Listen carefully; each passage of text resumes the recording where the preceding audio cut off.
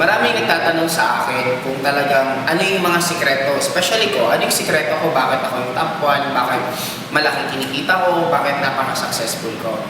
Actually, ang sikreto ko lang isa lang, masipag lang ako.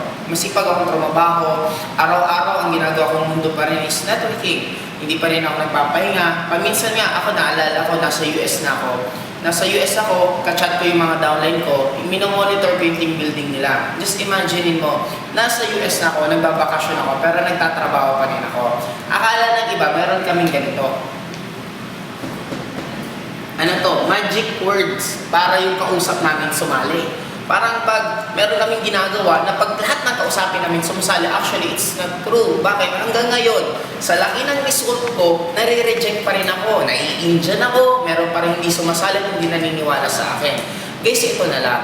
Lahat tayo, kaya nga tayo nag-networking company kasi gusto natin leverage. Gusto natin mas mapadali yung pagyaman natin. Gusto natin magawa ng maganda at mabilis. Ngayon, kung meron akong magic word na ginagawa, hindi nyo na ako makikita mag-OPP. Bakit pa ako mag-OPP kung meron naman ako magic word na lahat ng kausapin ko sa sali? Hindi nyo na ako makita mag-training sa downline. In short, ang gagawin ko na lang isa lang, ituturo ko yung magic ko sa inyo para lahat kayo yumaman din. In short, pag yumaman kayo, lalo din lalaki ang kita ko. Kaya nga lang, wala nga ang ganito.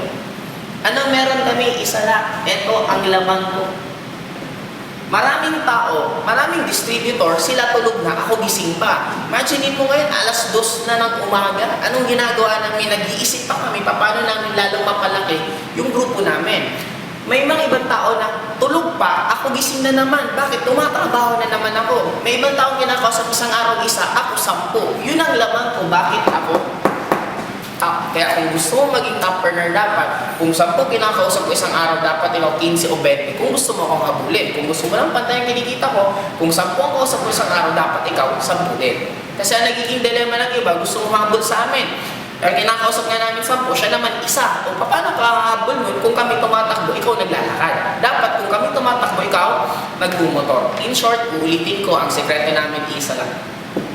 Masipag lang.